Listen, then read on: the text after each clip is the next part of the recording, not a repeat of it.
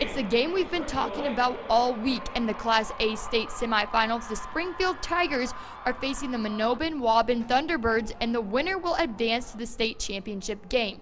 In the second quarter, Thunderbirds QB Blake McMullen runs in for the touchdown. The Thunderbirds go for two. Zach Zima runs it in for the completion, taking a 16-0 lead over Springfield. And at the half, Springfield wouldn't have a single point, trailing 16-0 with their season on the line. But if you remember in the quarterfinal game last week against Goodhue, the Tigers didn't score in the first half of that game either, and they came back to win. Fourth quarter now, Parker Keene finds Isaac Frieden for the touchdown. Tigers on the board now, and they will go for two. Keene finds Madden Lint for a successful completion, and it's an 8-point game, 16-8 Thunderbirds.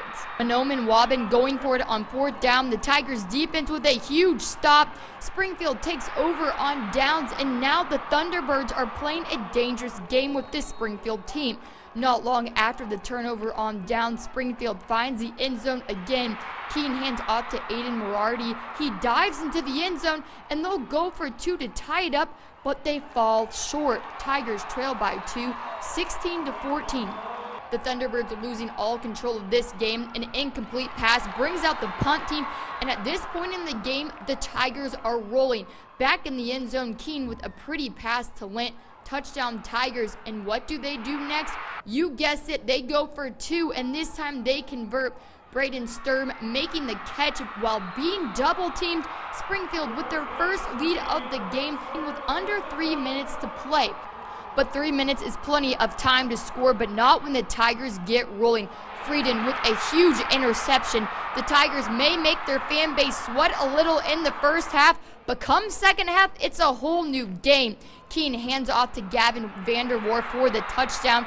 Another 2-point conversion on the way. Lint makes the grab, and the Tigers lead 30-16, and that would be the final. The Tigers come back after being down 16 points to advance to the Class A state championship game for a third year in a row. Trust our guys, and just, we're excitement for sure. Everyone came out here with that interception, got the place going, just wild.